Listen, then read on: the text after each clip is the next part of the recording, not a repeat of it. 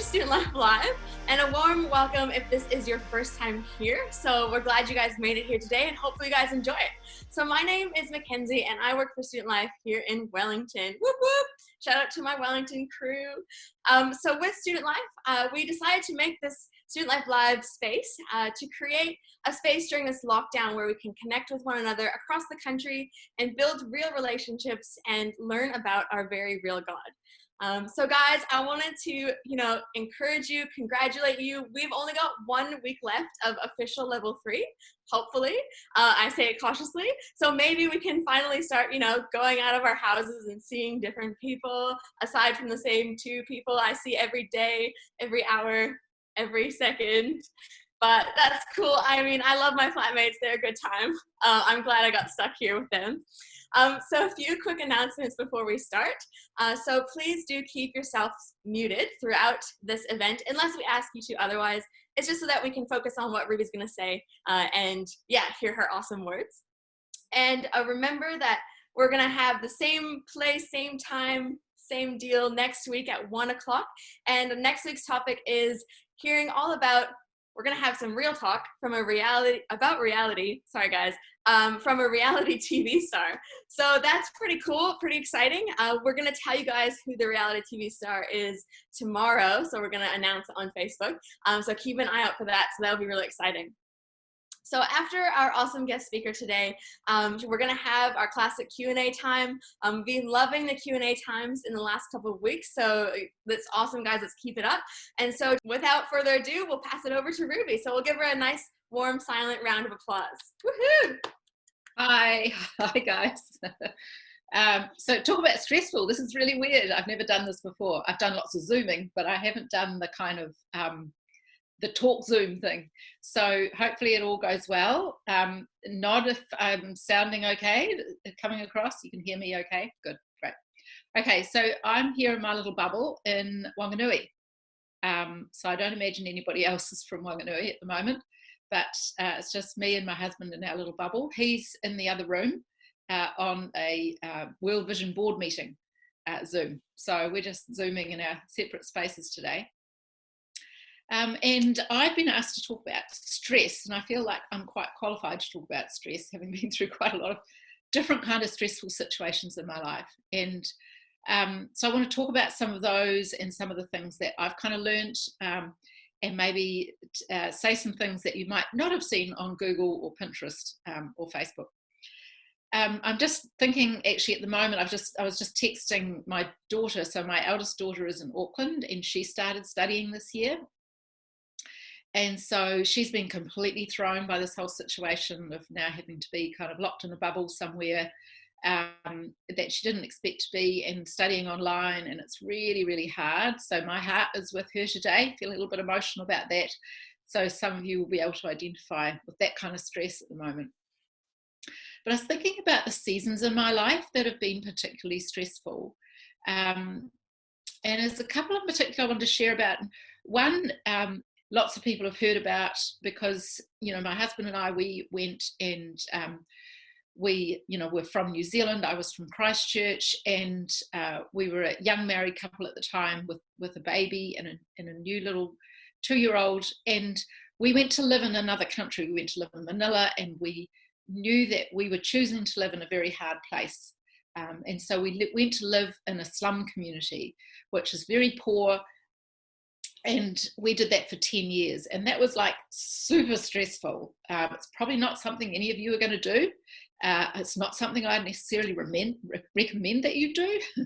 But, on every level, it was stressful. Physically, it was tropical. We'd never been to anywhere but Australia before. And suddenly we were in the tropics, and it was really hot. We were living in a 2-room house, sort of a shack thing. So no air cons or any of that kind of stuff. We didn't have a phone. We didn't have a car. We did have a TV, and we had a fridge that worked sometimes. But, that was a super, super stressful time on every level. After we'd been there about 9 months, I got pregnant. I was sick for 9 months of that whole pregnancy. And at the end of that time, Joseph was born, our 3rd child, and he only lived for a couple of weeks, and then he died. So, again, like super stressful stuff of loss and grief and physical difficulty.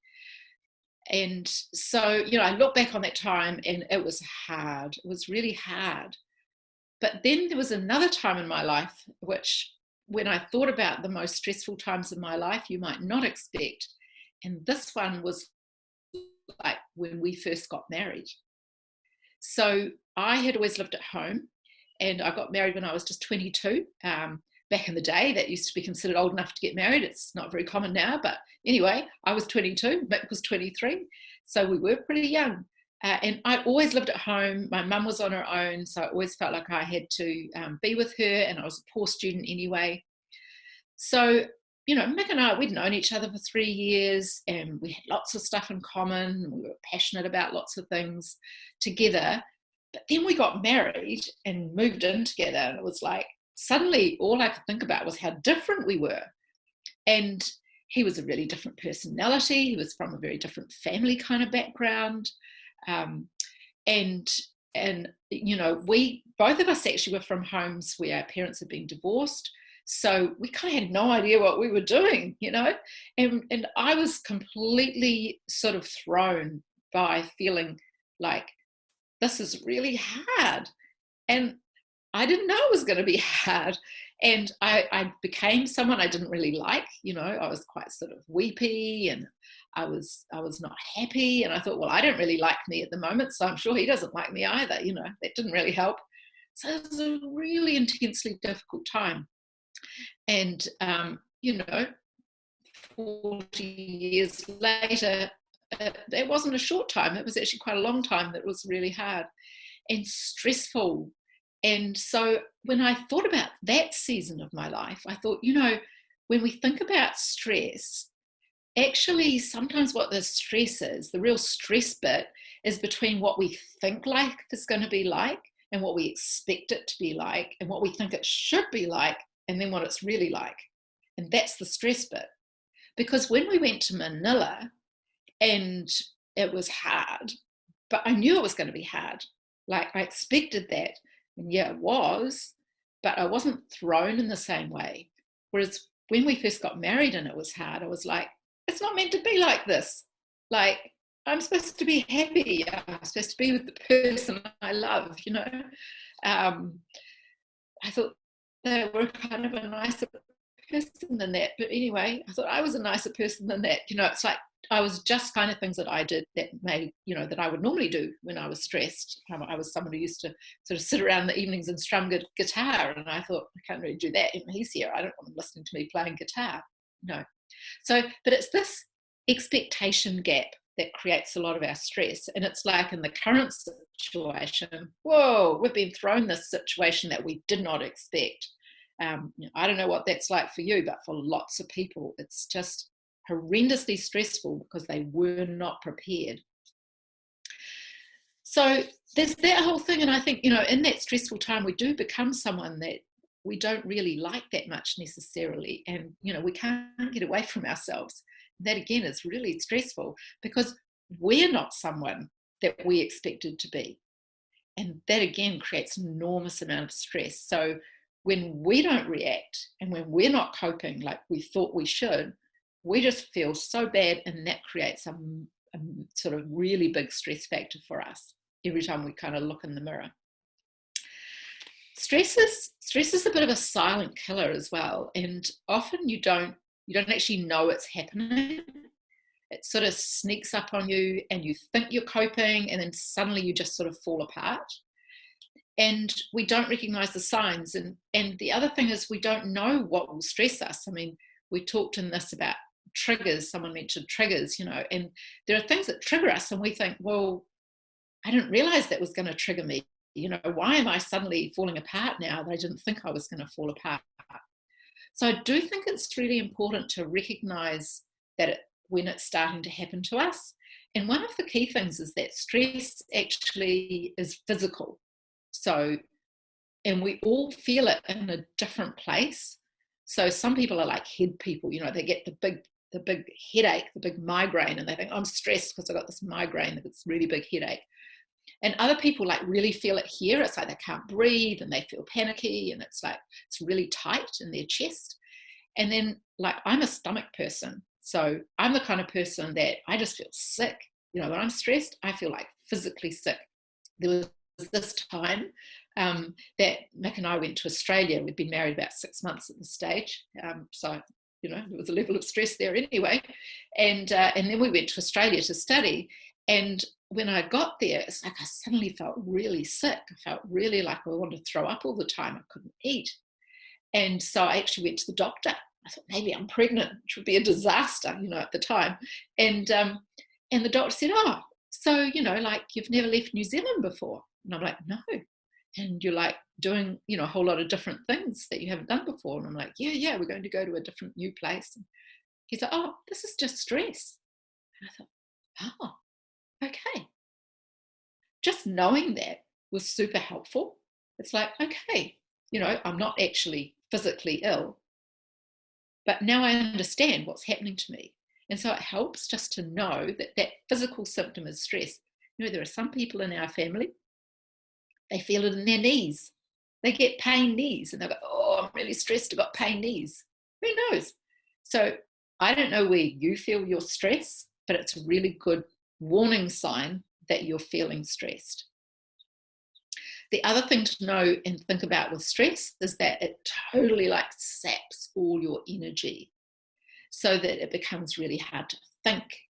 So, you know, right now, I know talking to, you know, my daughter who's been trying to study, and she's been completely thrown, like the ability to think is significantly reduced. So it's like all your energy is being taken up and you can't think. And then the other place that it really shows is in your relationships. So it's when I start snapping at people, it's like all my energy is used up with the stress and I'm just not coping with the little bumps and bruises of ordinary everyday relationships. So then I think, oh, I'm not being very nice today. I think I'm stressed. So it's just kind of helpful to know that's what's going on. And the thing is, of course, that if we experience stress for a long time and it's like all that energy is being churned up day after day, month after month, even year after year, that's when we get that burnout thing that you probably heard about. It's like actually your body just goes, "I'm just going to stop right now." And your brain freezes and your body freezes, your relationships freeze, and you just stop. So that's the kind of extreme end of stress. But most of us live with a certain just level of stress. And sometimes we're coping with it and sometimes we're not. So I wonder what you do when you feel stressed. So this is the other really interesting thing, is that, you know, stress is painful and it's kind of like we want some pain relief, you know, we just want to feel better. It's just not a nice feeling. So I think, as we all know, there are kind of unhealthy things that we can do when we feel stressed. You know, substances that we overuse, watching pornography is a stress release thing, you know, watching too much Netflix and not doing anything else, that's a stress release thing. It's like the pain of stress, it's like we're just really looking for some short-term relief. We just want relief now because it's just not a good feeling. And so there's a whole pile of unhealthy things. And again, each of us does different things and when we're feeling stressed that aren't healthy. I'm a bit of a gamer. I find it really like wonderfully distracting to just play games on my phone. Now, if I do that for, 15 minutes, that's cool. If I watch Netflix for an hour or two, that's fine. But if I do it like for hours and hours and I'm not getting other stuff done, it's a problem. So with lots of our unhealthy stress things, it's about kind of, is that behavior just giving me some stress relief? And some of them we shouldn't ever go near. But is it giving me some stress relief, or is it actually something that has become unhealthy and taking over my life? And then there's healthy stuff. Now, if you were just to, You just go on Google for the healthy things. That's all out there. There's like endless kind of information about what you should do about stress. There's, healthy rhythms, good sleep, good eating. It's all true. Like, it's all really true. Do that stuff. So wherever you get your information from, whether it's Mr. Google, Pinterest, Instagram, wherever, you go have a look at those things because they're true. But what I want to talk to you about is some things that you might not find in those places. You see, one of the really stressful issues for us in current culture is, like I say, this expectation gap. That we've been told life is meant to be like this, and we're meant to be like this. And the reality of life is that it's like this, and we are like this. So here's the secret. Do you know, you're not very important? You didn't expect me to say that, but you know what? You're not very important. You're special, you're unique, but you're actually not that important. And you know, it's an enormous relief if I'm not very important. I'm not actually any more important than my neighbour or the person beside me in the supermarket. I'm not any more important. I don't have to be any more important. I don't have to be incredibly successful. I don't have to be someone that impresses everybody, because that's an enormous amount of stress and energy, just trying to be important, just trying to be impressive. I talk to a lot of people now and they're like, oh, everyone's going to be disappointed in me. It's like, okay, does it matter? If I'm not important, it doesn't matter. It's enormously releasing. I'm thinking at the moment, there's a whole lot of people who've been at pilot school and they thought they were going to be really important, flying the skies, international flights. They're not going to be able to do that anymore. It's like, well, if they're not really important, maybe it's fine if they just get a job as a courier driver, because that's a really good idea right now. It's like, actually, take the pressure off. You don't have to be important. Here's another secret. You're not in control. Again, we've been told we should be able to be in control of our lives. We should be able to be in control of our environment. We should be able to manage these things. No, we're not in control. If there's anything this situation has taught us, it's like, we are not in control. Like, this stuff out there, we cannot control. And on this one, I always come back to the serenity prayer, God grant me the serenity to accept the things I cannot change, and the courage to change the things I can, like the stuff I can change, and the wisdom to know the difference. So, that's actually not a bad exercise. You can draw two circles, and one of them is, this is the stuff I can change. This is the stuff I can influence to release my stress and get control over my life. But here's the stuff I can't control. I can't control other people, for one thing. I can't control their reactions. I can't control who they are and what their choices are. And I'm not responsible for other people. So I don't have to stress about them. But this is the stuff I can influence and I can make a difference in. So I'll just focus there. That's a huge stress relief. It's not easy. That is hard work, to work out what you can change and to work out what you let go and how do you let go. So this is the last thing I want to talk about. Lots of people saying, some of us around here, we're God people, and people will say, just pray about that. Do you know what I find is that very few people nowadays know how to pray. What's praying? What is prayer? Now, it has actually been researched and demonstrated by the neuroscientists that people who pray and people who meditate have less stress. So this is not just me making this up or thinking that's a nice thought. This is actually, researched and has outcomes. People who learn how to pray and people who meditate, who are able to go to a certain place in themselves, they experience a whole lot less stress. So what is that? What is that kind of prayer? I think of it like this.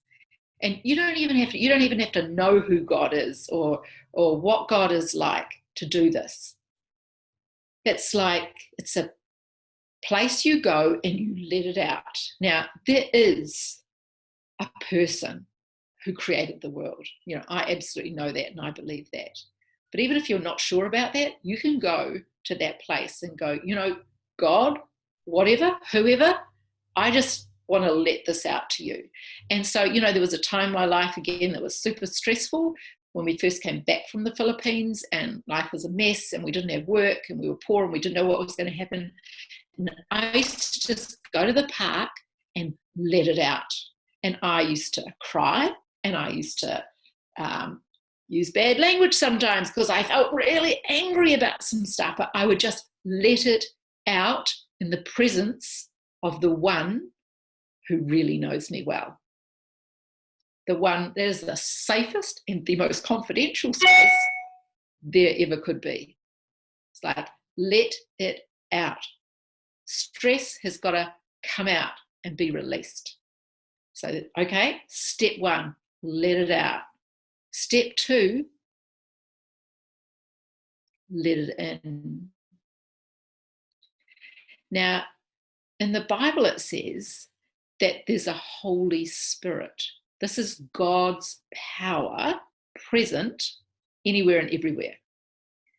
That power is available to every single one of us on the planet. That is a power that we can access and breathe in.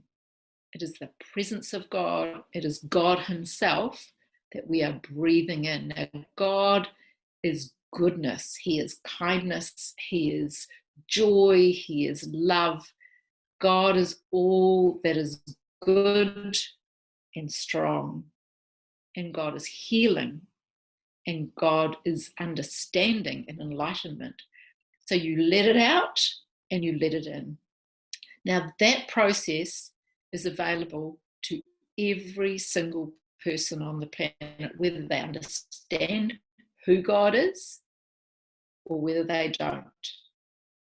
You can go to that place where you let it out and you let it in, and you are empowered to cope in ways you maybe didn't think possible. Now, I have experienced that. I've had a bit of life, probably a bit more life than anyone else I'm talking to right now.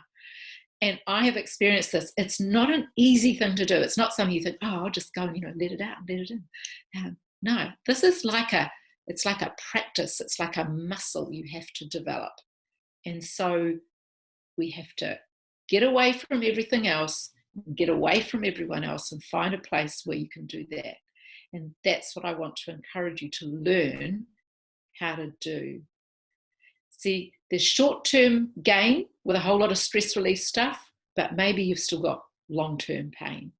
What I'm talking about is doing something that may not be easy, but will have long-term gain, and you becoming someone who is able to cope with the stress of life. See, stress is going to happen. Stress isn't necessarily a bad thing, and it's certainly not something you can ever avoid. Life is stressful, and there'll be seasons in your life that are a whole lot worse than what you're going through right now. You want to be prepared for those. You want to be prepared knowing, I'm not that important. I'm not in control. But I do have a process that I have learned how to do that enables me to let it out and breathe it in. I just want to finish off with a scripture, because this ancient text that was written like thousands of years ago has just the most incredible wisdom for everyday life. And this is just a few verses from Philippians. This guy Paul wrote these, and he went through a lot of stress. And he says, don't worry about anything. Rather, in every area of life, let God know what you want. Like, let it out. As you pray and make requests, you can ask, you can let it in, and give thanks as well. And God's peace, which is greater than we can ever understand, will keep guard over your hearts and minds in King Jesus. and it talks about, keeping our mind on those things that are good and pure and great. It's like, as I sit here and take time to just look out, breathe out, receive in, I am strengthened for the stresses that I'm facing right now. So that's just my little bit of wisdom from my many years on the planet. And I'm going to hand it back to Mackenzie. But for now, we're going to head into a time of Q&A. So any questions that you guys have for Ruby about her life, her story, how, like maybe some more specific questions about specific stresses in your life, we'd love for you guys to post them in the chat now, and then we will get Ruby to work her way through those. So I'll just give you guys a couple minutes to do that, and then Ruby, when you see some questions pop up, just take it away. Go for it. So someone's asked me about the games that I play, and that, that game, that's not real gaming. It's true, it's not real gaming, just to do it on your phone. So I'm sorry about that. And I just play really, pathetic games, card games, whatever, just anything that gets me out of my head. So that's the gaming question. Someone else asked about what the neuroscientist said. Apparently it cut out a little bit. So that there's some really great stuff you can look up on what neuroscientists have learnt about resilience and stress. And the thing I was alluding to is that they talk about people who meditate and people who pray are more able to deal with stress, have more resilience, and that's that kind of strength to cope with life. So there's a lot of great research around that. And it's been demonstrated. They actually did some research on nuns, and their brains were actually different, and their brains were more developed in many ways in some areas, especially around coping with life, than many other people. So some really interesting research there. Someone else said, what's the difference between good stress and bad stress? That's a really great question. I think good stress is the stress that drives us on and drives us forward. There will always be a certain level of stress, and in a way we need a certain level of stress that motivates us. It's kind of like, talking to you guys today. I mean, it was kind of stressful thinking about that, and it was kind of stressful thinking about, you're all going to be looking at me and what do you think of me and all that sort of stuff. But the good thing about it was that I used that to make me think about some stuff, to kind of develop my own thinking and wisdom around some things. So, those are good things. Those are stuff that drive you forward. Bad stress is when it starts killing you off. So when stress reaches a point, wherever it comes from, where you feel like it's shutting you down and killing you off, it may have once been an okay stress and it's become a bad stress. So it's what's the impact on you. And everybody's different. It's like there's what's stressing someone else or what they're coping with and they're managing. You're not managing it. That's okay. We're all different. So you just got to be patient with yourself there. Was it mentioned what the people were praying to? There's a reality about the fact that that you can, that the science would say it actually doesn't matter what you're praying to. The act of coming and stopping and slowing will do you good.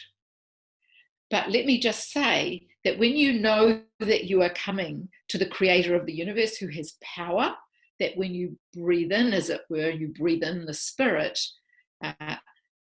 you access even greater strength and even greater ability to overcome. So any act of meditation or slowing and letting it out and letting it in is good, but I would really recommend the come to King Jesus stuff.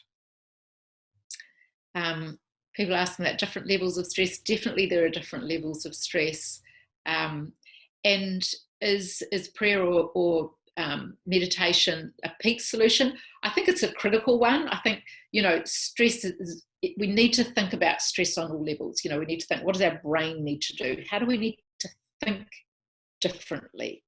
And that's you're not important. So that's one level of dealing with stress. What do you need to actually do? What situation should you be in that relieves your stress? Who should you be with? You know, I could be hanging out with a certain group of people and they just make me more stressed. And I hang out with a different group of people and they're good for me. They actually relieve my stress. People who make us laugh. You know, I'm not someone who makes people laugh, but I love people that make me laugh. Like, they're the right people to hang out with when I am stressed. People who make me feel like I can be real and honest. Those are the people I want to hang out with when I'm stressed. So those are all things we can do that relieve stress. But the prayer thing, that's the challenge. That's the kind of crunchy one that I think will give you incredible long-term gain in your life and in your ability to be resilient in stress. That's an interesting question. Someone said, what's caused the stress in my marriage to change? I would say probably one of the critical factors for us is that both of us are incredibly honest with ourselves and with one another. And so we have changed. We have learnt things about ourselves and done our own growth work. And we have also learnt to understand the other and accept the other person. You know, I spent a lot of years thinking, well, if only he would change, life would be easier. It's like, I can't make anyone change. I can only change myself. But we have both worked on ourselves and understood each other better, and therefore given each other more space to be ourselves, be real, be growing. And I'd say that's probably made the biggest difference in our marriage. So that 40 years on, I'm glad I pushed through the early years, because, you know, I really nearly gave up quite a few times, but I'm glad we pushed through, because now it's pretty good.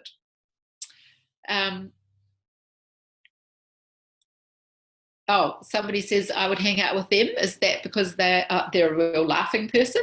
Love laughing people. What's really interesting about laughing people, don't know if this is you, but people who like to laugh and like to make others laugh often cover their stress by making others laugh.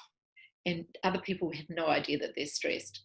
So it can also be a coping mechanism. So it's a good thing, but you overdo it and it could be a bad thing because you're covering stuff up and you're sweeping it under the carpet. Just a thought.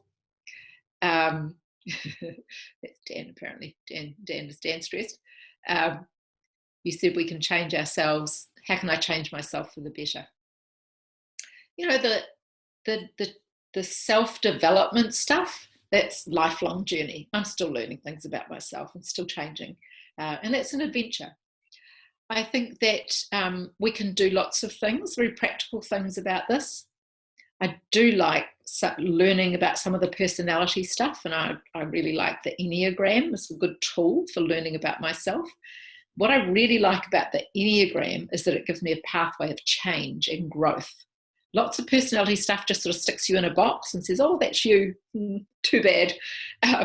But the Enneagram is sort of like, this is who you are, and actually my type of personality is a real warrior.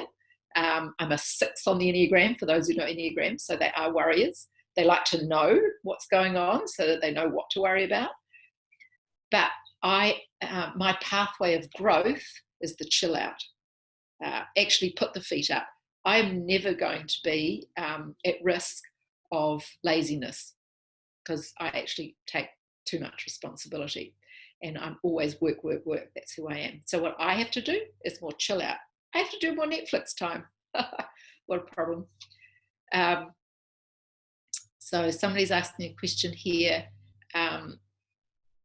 Yeah, it's a really interesting one around the stress that you feel under with, say, parental expectations, cultural expectations. And I fully appreciate that within some cultures, that is a really big deal. You know, one of the processes I went through, now my issue wasn't that my parents were putting on me expectations, but they were an influence in my life. And I went through a process where, you know, God that we talked about, God is my first parent. God is my first parent, not my biological parents. They're my biological parents and I will love and respect them. But God is my first parent. I'm created beginning of the Bible talks about we're created in the image of God, and that I am one of God's children. So if God is my first parent, then at the end of the day, what I talk about is I stand before an audience of one. There's only actually one person, one God, that I stand before and have to be accountable to. That may mean that I do not fulfill the expectations of my biological parents. I will love them, I will respect them, I will listen to them, but I may not fulfill their expectations. I need to be set free from their expectations, living up to those expectations. I know that's hard stuff, and other people can help you process that, but that is a biggie. That's where I come out on that one. I think those are all our questions for now, unless anybody's got anything else. Ruby, one person just asked, at what point do you recognize the need that you need to get maybe professional help? Maybe you're feeling so stressed that you actually should go to a counselor. That call. In some ways, I would say we all need a counsellor, or we all need someone that we're processing life with that's a trusted person. Now, that may just be a friend, but it's quite good if it's possible that we have someone we kind of respect who may have done life a little bit further ahead than us or whatever. So in some ways, I would recommend that we always have someone who can kind of go, I'm looking at you right now and I'm thinking, you are over the edge, like you're under a lot of stress. It's very validating when someone else says that for you, and kind of makes it okay that I'm feeling like I'm not coping. So I think in terms of if you feel like there is no one in your space and you know when you're not coping, when you're just not getting the basics of life done, then you really have to do something. So if you are not sleeping, and if you have lost your appetite, particularly with the sleeping one, early morning waking is a sign of depression. And if you are not able to function in basic things, if you're not able to study and you're not able to, kind of be with people and be with friends, those are signs, or your health is breaking down. Those are signs you need help. And I have no problem with people who need medical help and who need medication. There are people I love dearly who are followers of Jesus and they are on medication because they need that for them to cope in their life. Becomes a physiological issue that you actually need support with. So those would be the kind of signs. But yeah, hopefully we all have someone who'll go, I think you're not really coping right now. That is not a fail. I think that's a really big thing. That is not a fail to say I'm not coping right now. I've had many seasons in my life where I am not coping and I need extra help, extra support, whether that's medical or otherwise. So that's just being wise, knowing I need something else. Thank you so much, Ruby. I think we'll leave it there. I don't see any more questions popping up. So thanks so much for coming and joining us today. If we could all just unmute ourselves and give her a big round of applause, that would be awesome. Ready?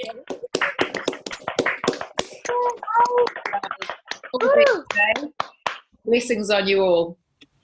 Well, thanks so much for tuning in to this week's Student Life Live. We really hope that you guys had a great time connecting with people across the country and learning from our really awesome guest speaker. If you feel that you'd really like to talk to somebody a little bit more about today's topic, maybe individually or one-on-one, please head to our Facebook page, Student Life NZ. And if you private message us there, we'll be able to connect you with someone in your region who can help you process through today's topic. We also have an Instagram account called Student Life NZ. So if you head over there and give us a like and follow there, you'll be able to see some really awesome gospel media, and you'll also be able to contact us directly there as well. If you've heard about this personal relationship with God that you can have today, and maybe you're hearing about it for the first time or you're not really sure what this means, please head over to our website, studentlife.org.nz/gospel. And there you'll be able to read about how to have a personal relationship with an awesome God. After you've had a read through this, please do connect with us on Instagram or Facebook, and we are super happy to chat with you, maybe answer any questions that you might have, or point you to some more resources where you can learn more about this awesome God. So once again, thanks so much for coming this week, and we hope to see you guys back here next week for our new topic. See you guys then. Bye!